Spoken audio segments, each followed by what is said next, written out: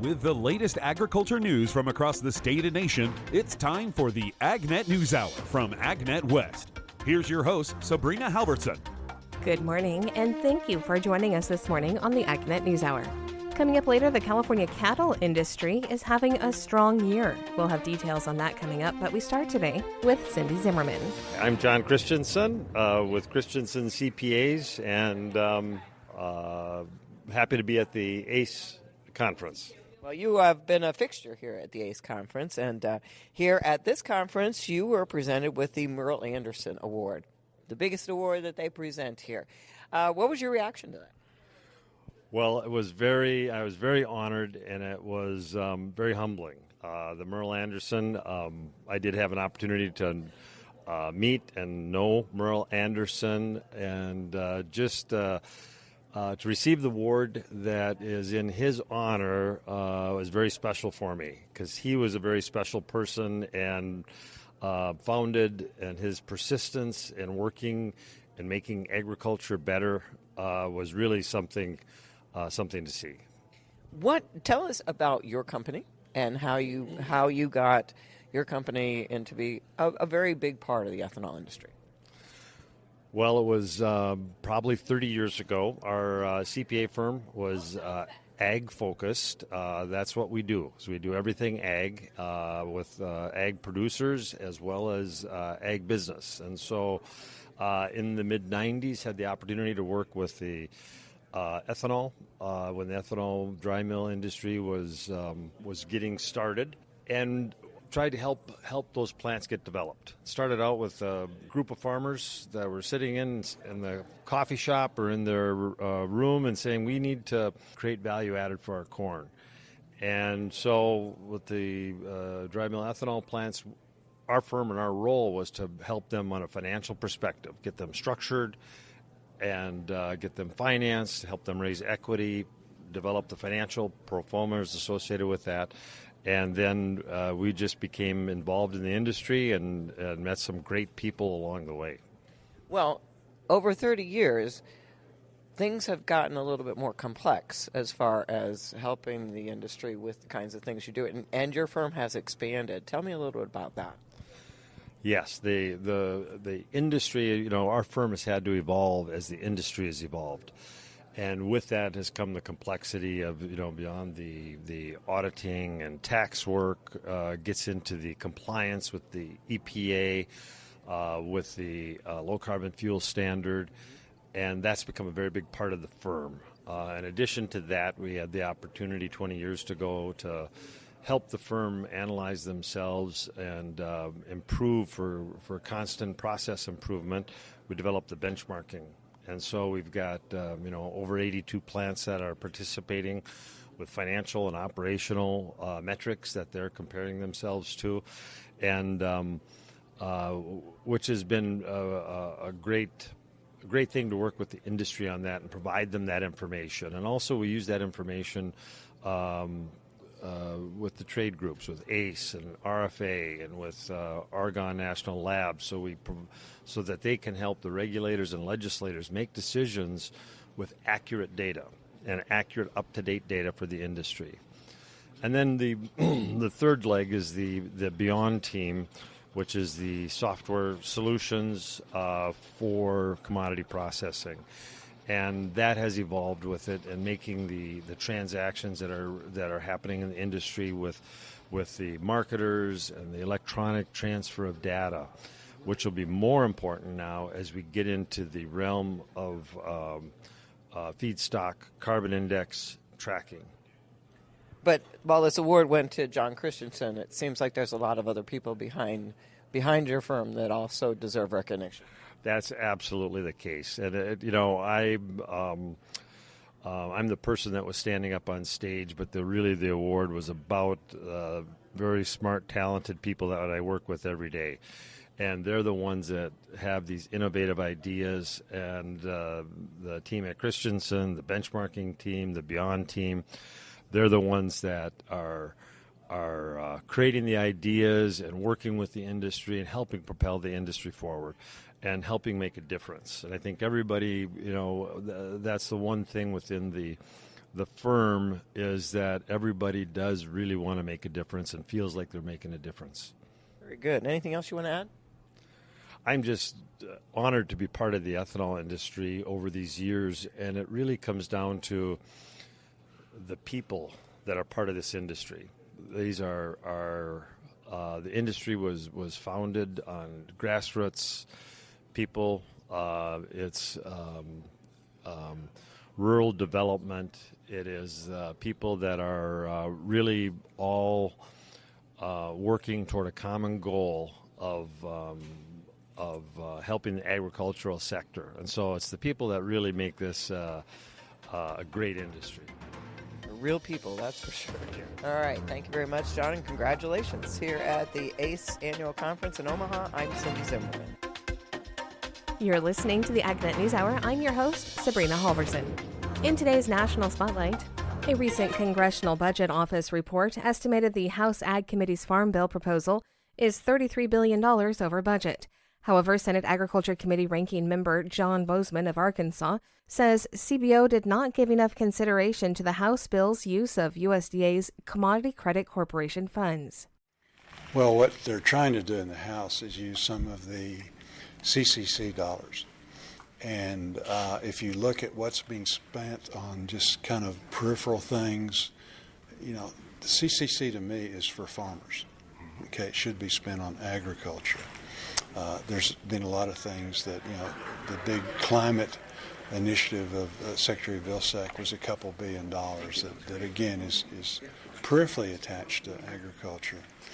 But I think that there's a lot of money floating out of there that could be used in better ways. And so that's what they're saying is let's use some of those dollars for the ag safety net, which desperately needs to be improved. It just simply doesn't work. CCC funds are used to implement specific programs established by Congress, as well as to carry out activities under the authorities of the CCC Charter Act. Bozeman says the CCC wording in the previous Farm Bill worked at the time, but things have changed. The 2018 Farm Bill was a great bill for 2018 and 2019, and then the pandemic came. And the 2018 Farm Bill, which was based on 2012 data, it simply doesn't work. And so we've got to get it, in business. So what they're trying to use is some of those CCC dollars that, if you look at the last 6 or 7 years, how much of this funding was used for things that were kind of grayish as to whether or not it had anything to do with agriculture. There's a lot of money there. And so that's what they were trying to capture. CBO refused to give them any credit for that. Bozeman says lawmakers would still like to complete a new bill this year. We continue the National Spotlight now with Chuck Zimmerman. At the Ag Media Summit, I'm visiting with Eric Gibson with Rabo AgriFinance. And Eric, first of all, tell me what you do for Rabo. Hi, Chuck. Yeah, so with Rabobank, I am a sustainability analyst for our farm inputs and crop production coverage. If you're not aware of what Rabo Research is, we are kind of our in-house knowledge and intelligence team that helps equip our internal team and clients with information that can help them to make sound business decisions. So tell me a little bit about the type of information, data that you have available for folks in the agri-food chain when it comes to sustainability. We're all aware sustainability is growing rapidly in its demands and what its focus is. It's very far and wide. So what I'm really focusing on is helping our clients and our team members to understand the products, the practices, and the principles behind what sustainability means for downstream demand and regulatory function. So when it comes to innovation, a word everybody loves, what's the innovation like to make production agriculture more sustainable, and how important is innovation to that? Innovation is a priority. Everything starts with what we know, understanding from what we've done, and helping to get to, where our goals are. So it starts with data and digital tools. Those are really important to help us get to that next level with sustainable production, and similar functions. And then in terms of just in general technology, the U.S. farmer is a perfect example of being able to leverage technology to be better. We just continue to produce more with less, more efficiently, in just ways that we didn't think were imaginable years ago. So if the farmer and rancher just keeps adapting, we're going to keep being successful in this industry, producing food, fiber, fuel, and a number of other things. But really learning on what we've done yesterday, learning upon that, and then just evolving. Sometimes big incremental changes at a time, other times just really small. So how can farmers leverage sustainability in their business? So one of the biggest ways a farmer can leverage sustainability in their business today is approaching ways that can improve their ROI. So looking at ways to become more efficient, maybe using less of something, saving $1 here or there, makes a really big difference in the current ag climate and this cycle that we're in right now. There is a lot of hope that in the future there will be, value-added properties that the consumer's willing to pay for. While that is being constructed, we're looking at some opportunities, a lot of programs that may be offered through USDA or NRCS that say, hey, if you do these practices, perform these principles, there's some value opportunity for the producer there. With the Partnership for Climate Smart Commodities Program grants through USDA, a lot of great opportunities for farmers to maybe try new practices or maybe insert a higher degree of level of those practices in their operation, be it cover crop, efficient nutrient application, whatever it is. There's a lot of opportunities out there for farmers to trial new opportunities on their farm. Well, thank you very much, Eric, for visiting with me here. We are at the Ag Media Summit taking place in Kansas City, Missouri. I'm Chuck Zimmerman reporting. That's today's National Spotlight. Now here's John Harris with the Livestock Report. With support from the National Pork Board, U.S. Meat Export Federation Chair Randy Spronk, a pork producer from Minnesota, recently got a first-hand look at the potential of the Indonesia market with leadership from the Indiana Soybean Alliance. Despite being a majority Muslim country, Spronk says there is strong potential for U.S. pork. If you really looked at it, you think, 280 million people. I believe it's 85 to 87% are Muslim. Kind of going, they're not going to have any pork products. But when you actually take the 17% remaining, it's 35 to 36 million people. And, that's Canada. And so there's still a lot of opportunity. I think we were 1.13 kilograms per capita consumption. It reminds me of Colombia, where you were low teens per capita consumption, where you actually came in and doubled the consumption over a 10-year period. I think it's got great opportunities to be able to do that. I know we don't have a free trade agreement. Really, we've only got a 5% tariff rate in there. Sure appears to me that the quotas that they're artificially putting on from a government standpoint, but I think it's the opportunity is there for us, and we just need to be present. It's going to be a long-term growth market in my mind. Indiana soy growers have built strong relationships for providing protein in the market, and that could be beneficial for U.S. pork producers. Talking to the importer of the soybeans, they already have the logistics there to distribute soybeans to a multitude of islands to be able to have them processed daily on each one of these items. That company was actually looking to get their beef import licenses. So I think that firm there has the logistics, has the infrastructure there.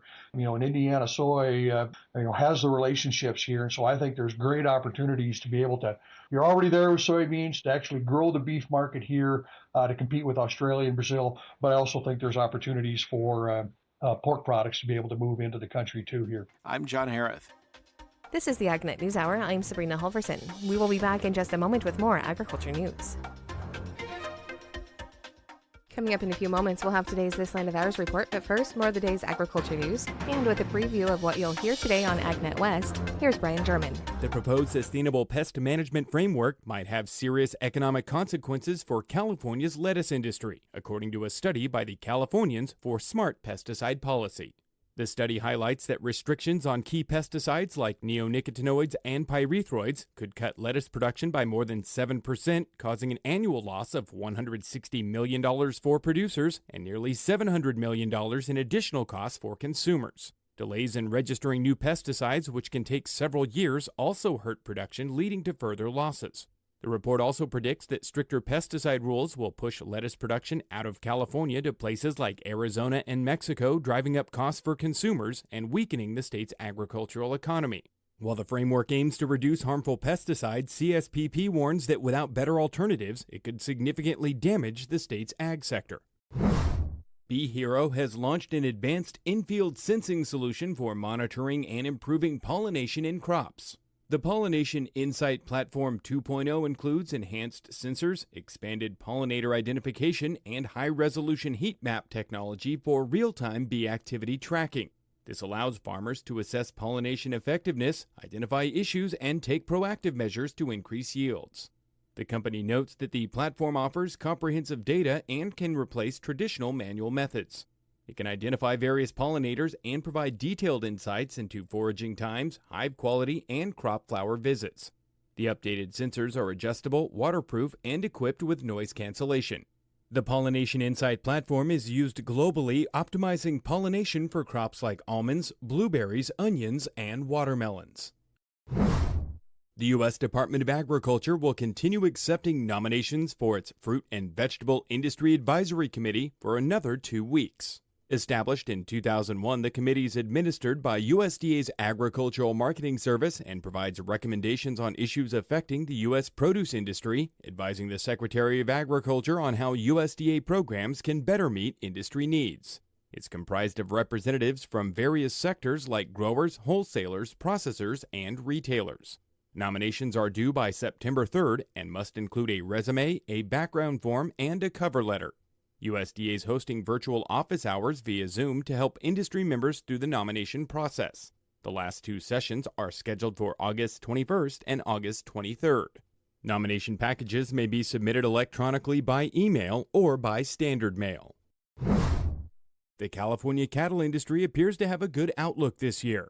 During a panel discussion with the California State Board of Food and Agriculture, Steve Arnold from the California Cattlemen's Association explained that the industry is doing fairly well right now. We've had 2 really good years of rainfall back to back. So we have a grass crop and we have a market that we haven't seen in history at this point. We're, a little concerned that the consumer may resist at certain price levels, but our industry has done a magnificent job of working on our export markets. So we have some really solid exporting programs going on. And also the genetics of the cattle industry have changed so much. Our product, we had a lot of trouble even getting to 50% choice in the past. Now we're up around 70 to 75% total. So my hat's off to those breeders. The Animal Agriculture Alliance's 2024 College Aggies online scholarship program is inviting college students, clubs, and classes to participate. The 9-week program kicks off on September 9th and brings together college students from across the country to equip them with the skills needed to become confident communicators for agriculture. Throughout the program, students will compete for points and the opportunity to win weekly scholarship prizes. At the end of the competition, the top 5 students and top 3 clubs with the most points receive scholarship awards. Throughout the program, students will have the opportunity to network and receive guidance from social media savvy farmers and industry professionals while enhancing their communication and consumer engagement skills. More information about the program is available at animalagalliance.org. I'm Brian German for AgNet West Radio Network. Even in this digital age, not all U.S. farmers are able to use the internet in their operations. That's coming up on this end of ours. While it may seem like everyone is always online these days, nearly a quarter of U.S. farmers don't have internet access. That's according to the latest Census of Agriculture data, which shows the biggest lag in internet access is in the southeastern states. More than 21% of farm operations or operator residences are without internet access, according to the 2022 Census of Agriculture. That is a 3% change from the 2017 Census of Agriculture, which showed that more than 24% of farmers were without internet at that time. Even those with connectivity in rural America may not have adequate internet service for precision agriculture needs. An FCC task force recommends a minimum performance of 100 megabits per second for downloading and 20 megabits per second for uploading to support precision agriculture. This segment is brought to you by Live Earth Products. To get to know a little more about Live Earth Products, we're talking on the phone today with Vice President Russell Taylor. For the Conservationist of the Year, what goals would you like to see occur this year? So this is continuing work as the Certified Crop Advisor Conservationist of the Year. They're looking for certified crop advisors who are trying to aid farmers in getting information or conservation practices. One thing we've identified that is keeping farmers from getting conservation practices is actually just information and products. The current federal regulations actually were written in the 1950s. And at that time, those rules were only restricting fertilizers and pesticides. They didn't put into account other developing technologies such as plant biostimulants and some of these newer technologies we're using in agriculture. And so for 2024, our goal is to really help change the laws that are impacting biostimulant regulation to allow them to be used and treated as a fertilizer, not as a pesticide. So, what does that process look like to go through that and get that change to be where it needs to be? Well, actually, there's a very long on-ramp. We've been working on this since 2014, and the bricks that we've laid on this path are now hopefully being included in the Farm Bill. So more than anything now, it's just supporting the work we've already done, trying to get legislators aware of the problem and hopefully enact those rules. There's an act right now by California regulators. It's called the Plant Biostimulant Act. And so the best thing that farmers can do is call up and say, hey, we support this language. This is going to give us more tools to enact those conservation practices and have more products available to us.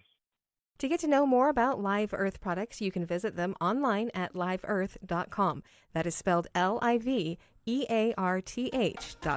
You're listening to the AgNet News Hour. I'm Sabrina Halverson. Senator John Hoeven hosted a field hearing of the Senate Agriculture Appropriations Committee in Wheatland, North Dakota last week. Senate Agriculture Committee Ranking Member John Bozeman of Arkansas and committee members Senator Amy Klobuchar of Minnesota and Senator Tina Smith of Minnesota attended the hearing. During remarks in a press briefing following the field hearing, Bozeman acknowledged that lawmakers would still like to complete a new bill this year. The problem is, as you all know, input costs are through the roof.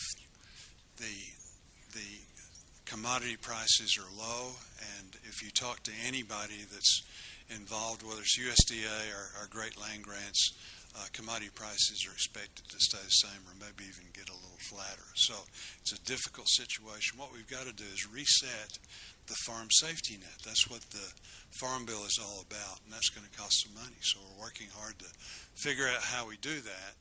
So like Tina and Amy, I'm 100% wanting to get this done this year. On the other hand, we don't need to just do something. We need to do the right thing. This is a 5-year commitment to our farmers. So it's not like we do something and then we change our mind a year from now. This is a 5-year contract. It's tough right now. Who knows what it's going to look like in the next few years. So we're committed to doing it. And the good news is I don't think I've talked to any senator or congressman that doesn't want to get a farm bill done. So the want-to's there. We just need to figure out a path forward. During the hearing's opening remarks, Senator Amy Klobuchar said when she thinks of ag innovation, she thinks of Norman Borlaug, also known as the father of the Green Revolution. I was so proud when the state of Iowa actually sponsored his statue for one of their 2 statues in Statutory Hall a few years back. And I got to be there because he studied at the University of Minnesota and did a lot of work in Minnesota. You think way back zone, he fed the world with what they called then the Green Revolution. He figured out what to do with seeds so things could grow in really hard climates, and it helped us here at home as well. That was innovation. And we cannot rest on our laurels in America. We cannot do this. I think that we heard this from the doctor from one of our esteemed witnesses last night, that we can't rest on our laurels. And that's what is so exciting about what's going on in North Dakota, Minnesota, Arkansas, across our country. Senator Tina Smith of Minnesota opened the field hearing by touting some of the innovations in agriculture in her state. So as with North Dakota, agriculture, food, and energy are the backbone of Minnesota's economy, contributing $106 billion to our state's GDP and energizing over 388,000 jobs. And this ag sector is, of course, driven by technology and innovation, so staying on the forefront of research and technology is essential to us staying competitive. It's essential to higher farm income, essential to our national security and to our food security. And Minnesota has also long been a leader in agricultural innovation and invention, as Senator Klobuchar noted. The University of Minnesota, which is our flagship land-grant agricultural research institution, has been the source of internationally significant discoveries and accomplishments. We invented the Honeycrisp apple, cold hardy wine grapes, And we also have created advances in shelf life and food safety, along with breakthroughs in precision agriculture. And this work continues today. Also appearing at the hearing were USDA Deputy Secretary Sochil Torres-Small and Dr. Shavonda Jacobs-Young, USDA Undersecretary for Research, Education, and Economics. Deputy Secretary Torres-Small talked about her testimony. Farmers are some of the best innovators out there. In fact, to respond to the challenges both on the ground, in the weather, and when it comes to building new, more, and better markets, innovation is crucial. And farmers are responding to that call just as they always have. When it comes to investing in the next generation of farmers, the announcement that came about the board as well as this conversation that we're having today are crucial components of that. I had a farmer once tell me about the history of his farm based on the tractors that he bought each year, each generation, right? And how when he was able to grow and develop his farm, he was able to invest in that higher technology. But one of the challenges for the future is how do we make sure that that technology is accessible to not just the big farmers, but the small and the mid-sized farmers as well, so that everyone can get the fair share of the farm dollar and continue to build not just an efficient farm system, but also a resilient one. North Dakota Ag Commissioner Doug Goring attended the field hearing at the Grand Farm Innovation Campus. He was encouraged by the testimony. So I was really encouraged with the fact that we're looking at applicable research. It has to be able to translate into something that's beneficial for a farmer, for a rancher, and so much of what's happening here is really elevating that discussion, and it's prompting Congress to look at how can we put match dollars available, how can we facilitate and maybe help with these public-private partnerships, how do we recognize value in what's going on out here so that we can take that the next step further, because the thing is, it's not just here at Grand Farm. It started developing relationships in Nebraska, in Arkansas, in Georgia, and if you continue that collaboration, you can build off from that. You can continue to have more of these types of efforts and research being done in other places. Now, a lot of what we do here, it's applicable to all farms. There's some that's very specific to North Dakota and the upper Midwest. But more of that research and conversation and collaboration can take place across the entire United States. Okay. I like that you use the word applicable, because you can come up with all sorts of different ideas if you turn an engineer loose. But being applicable to the farm level, I think that's the key. Well, and understand too that once in a while, and it was said this morning in the hearing, you may have some types of projects that are never going to succeed, or they aren't going to succeed. Maybe they're ahead of their time, maybe it's just not going to work. But a lot of stuff does.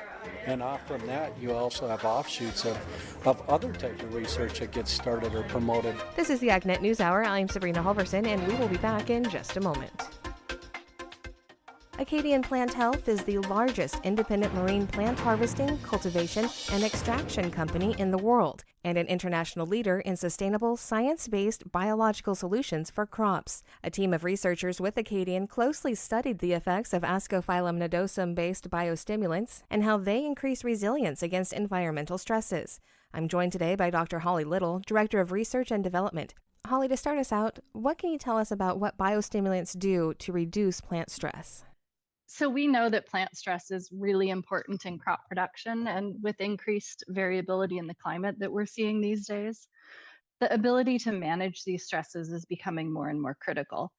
Environmental stresses actually impact crop productivity more than pests and diseases, and actually have 7 to 10 times more of a negative impact than pests and diseases do. And a lot of that's due to fewer tools to manage these abiotic stresses. So when crops are stressed, the first thing that happens before we can even see any visual signs of stress is that growth slows. And that's because plants reduce transpiration and are conserving water. When transpiration is reduced, not only is photosynthesis reduced, but so is plant cooling, so the plant gets hotter. Additionally, stresses cause the production of reactive oxygen species within the plant that can damage cells and cellular processes. Thankfully, plants have natural processes in place that help them during these stress periods. What we've learned about Acadian plant health biostimulants is that they affect these natural processes within the plant. So they help the plant activate pathways for abiotic stress tolerance. These include modulating stomatal control, so there's less water lost while the plant acclimates to the stress, and eliciting antioxidant production within the plant. In addition, we know that our biostimulants help the plants adjust to reduced water in the soil. By stimulating natural processes when the plant needs protection, we see benefits and stress tolerance without negative side effects of synthetic compounds. Talking more about water stress, your team recently looked at water stress in trees. Can you tell me more about what was found? Yeah, so the recent study is a multi-year study in California that looked at almonds and how our biostimulant technology can help growers with high heat and reduced water conditions maintain productivity. So what we looked at was stem water potential, and that basically tells us the water status of the tree. So what we found was even when irrigation levels were reduced, we had higher levels of water within the plant in the biostimulant treated trees compared to the untreated water stressed trees. So we were seeing really great results on water status, and those corresponded to an improvement in growth as well as kernel dry weight. So this was in almonds. We did similar work in Florida a number of years ago with the University of Florida, where we saw very similar responses. We were looking at citrus rootstocks, and we found that water stressed treated plants grew more than the untreated, had a higher water potential, and a greater water use efficiency. So in Florida, one of the things that, we're always watching, of course, is research that has to do with lawn lung being or HLB, citrus greening disease, all of its many names. And I understand that there was some interesting citrus research that showed the products helped with the effects of citrus greening. Can you tell me more about that? Yeah, absolutely. This is really great research being done at the Citrus Research and Extension Center. And what they did is they were looking at trees that had visually severe HLB symptoms. So really rated on reduced canopy density. And so they looked at a number of different treatments. They had an untreated control, of course, and then they had a Stimplex treatment, which is one of the brands of Acadian Plant Health biostimulants. They also had a treatment with some synthetic PGRs, but I'm going to focus on the Stimplex and the untreated control. So what they found was that after 1 year of treatment with Stimplex, the trees had an increase in canopy density, and the other treatments, so both the control and the PGR treatment, did not show that. They actually had a decrease in canopy density, which is what you would expect over time with HLB. So they saw that the trees treated with Stimplex also had a 40% higher yield compared to the untreated or the PGR treatment. Now that's a huge increase in yield, not necessarily a typical amount of increase we see in yield, but the great thing about this was we can help explain that by showing that the increase in canopy coverage, canopy density was helping that plant fix more carbon, attain more sugars for growth and more energy for growth, which is translating to higher yields under the stress of HLB. Biostimulants can be an important tool for growers who are looking to help their plants gain stress tolerance and improve production. What's the science behind Asco? All right, you're gonna have to help me again with the word Ascophyllum nodosum. Yep. And how do they cause the response in plants? Yeah, absolutely. That's a great question. So we've done a lot of work in the field to show how our products work. And that would include the two studies we just talked about, both the almond study and the more recent citrus study. But we've also looked at the mode of action and the plant physiology behind the response that we see. That work is how we know that our products can affect these natural processes within the plant. So there's certain components of the seaweed extract that act endogenously or on the plant to stimulate a response naturally from the plant itself. So the biostimulants can modulate hormone signaling, in addition to some of the things that I've already mentioned, including stomatal control and antioxidant production. By controlling these pathways, Acadian Plant Health's Ascophyllum nodosum biostimulants can activate plants' natural defense mechanisms, helping stimulate growth, increase nutrient uptake, and improve stress tolerance. We study this through a variety of mechanisms, including genomics and metabolomics. So we can look at how the biostimulants affect not only the visual response or the phenotype of the plant, but how changes in gene expression cause changes in metabolites and proteins within the plant that aids in stress tolerance. It's important that we connect all the phases to truly understand how our products work. Just because there's a change in gene expression doesn't mean that there's a change in the metabolites or visual response or meaningful response within the plant for that stress tolerance. There are so many different pathways that can regulate processes that we can't actually make assumptions about what's happening within the plant. We know that by understanding the mode of action and effects of our products, we can determine how to best use them in different situations to provide the maximum benefit. So you mentioned that environmental stress can impact growth by 7 to 10 times more than diseases or pests. With that in mind, what new opportunities do you see in the current market situation going forward? Well, we as an industry are going to continue to navigate changing environmental conditions, and therefore having tools to manage abiotic stress will become increasingly critical. At Acadian Plant Health, we are working on different product offerings that solve problems for the growers. This includes novel patented biostimulants that deliver best-in-class performance. We have and are developing new products that are specific to crop types and growth stages, as well as application method and stress, to provide next-generation biostimulants that are up for the challenge.